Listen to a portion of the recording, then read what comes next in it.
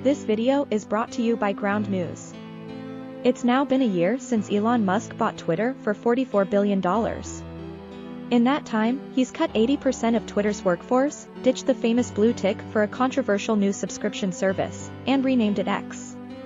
Unfortunately, despite reducing X's operating costs by something like 70%, he's still in the red. Last week, Bloomberg reported that the company had been internally valued at less than half what Musk paid for it. In this video, we're going to have a look at Musk's plan for X, what's going wrong, and whether it can be saved.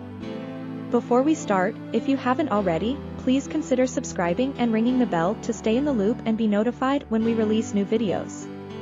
Let's start by looking at the numbers. While reliable numbers are hard to come by because X is now a private company, traffic estimates from SimilarWeb suggest that downloads of the X app are down something like 40% in the last year. User churn, i.e., the number of users who stopped using the app, is up by more than 30%. While Musk claims that monthly users are at all-time highs, SimilarWeb estimates suggest that both monthly active users and aggregate traffic are down by about 20% and 15% respectively. CEO Linda Yarrow admitted that daily users were down about 10% in an interview last month. Falling or at least stagnant user numbers and the platform's controversial politics, including Musk's strong position on free speech, have pushed advertisers away from X. Musk himself admitted in September that the company's US ad revenues are down something like 60%. While some brands have returned to the platform since, estimates suggest that X's ad business will take in just $2.9 billion this year, down from roughly $4.1 billion in 2022 and $4.5 billion in 2021. This is particularly bad news for X because in 2022, advertising accounted for something like 85% of all revenue. A report from the New York Times earlier this year claimed that X was becoming increasingly reliant on ad revenue from industries it had previously shied away from or prohibited, including online gambling, marijuana accessories, and erectile dysfunction products. In 1 week in May, 4 of Twitter's top 10 US advertisers were online gambling and fantasy sports betting companies, according to an internal presentation obtained by The Times. Musk has tried to find new revenue streams by charging new users in some countries $1 a year to use the platform and introduced a tiered subscription service called X Premium. So far, these have had little impact. In the first quarter of 2023, X generated just $1 million via subscriptions, accounting for a bit over 1% of revenue. Lower than expected subscription revenue and annual interest payments of about $1.5 billion incurred during Musk's deal mean that X is still making a loss. In March, Musk claimed that X would be cash flow positive by mid-2023, but then admitted in a tweet in July that things hadn't quite gone to plan. In August, CEO Linda Yarrow claimed that X was pretty close to break even, but 6 weeks later admitted the company wouldn't turn a profit until early 2024 at the earliest. There was more bad news earlier in the week when Bloomberg revealed that Musk himself had valued the company at just $19 billion during a restricted stock issuance to employees. A far cry from the $44 billion he paid for it and down from the $20 billion mentioned in internal emails in March. That's not to say all is lost. Those people that still use X spend about as long on the app as they did before Musk took over, with the average time spent on the app staying basically flat in the third quarter of 2023.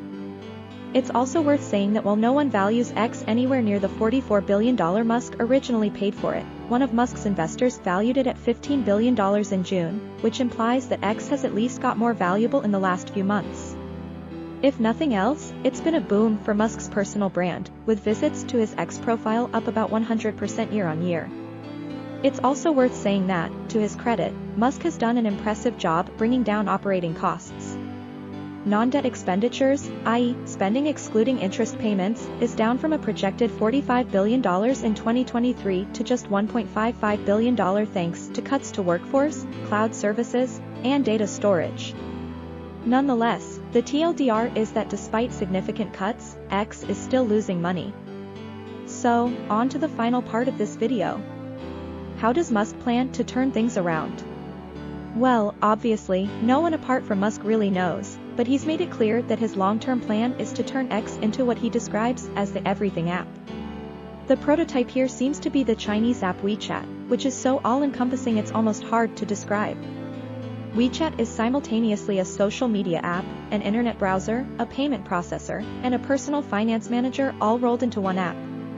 A big part of WeChat's success can be attributed to the fact that it was released way back in 2011 when much of China lacked a functioning digital infrastructure. WeChat essentially allowed much of China to skip to the intermediate phase of credit cards, home broadband, and desktop computers, and just do it all via phone.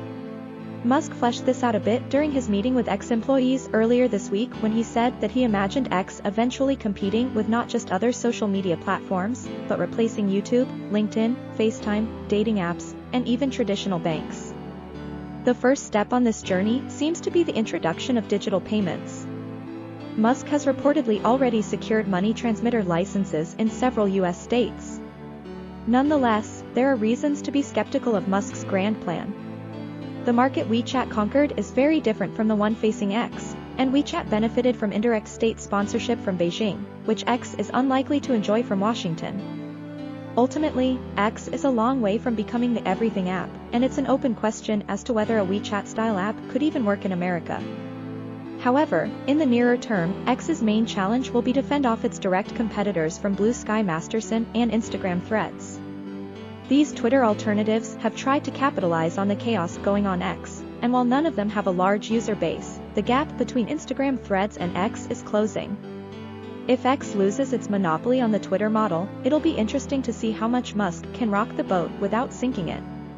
A recent interview of Elon Musk by Rishi Sunak at the AI Safety Summit in London has been extensively covered by 32 sources. 21% of the reporting is coming from the left, and 42% is coming from the right. If you compare the headlines, you'll start to see some interesting framing emerge. On the left, you have one outlet claiming that AI is the most disruptive force in history, and on the right, you have another highlighting that the time when no jobs are needed is coming. This is all possible thanks to our sponsor, Ground News, a website and app developed by a former NASA engineer on a mission to give readers an easy, data-driven, objective way to read the news. Every story comes with a quick visual breakdown of the political bias, factuality, and ownership of the source reporting, all backed by ratings from 3 independent news monitoring organizations. I especially like the blind spot feed, which highlights stories that are disproportionately covered by one side of the political spectrum. And this is where information like the factuality score or ownership information becomes so important, because sometimes there's a reason that only one side of the political spectrum is reporting on a story. But at the end of the day, isn't it important to see stories like this, even if we might disagree with them? I know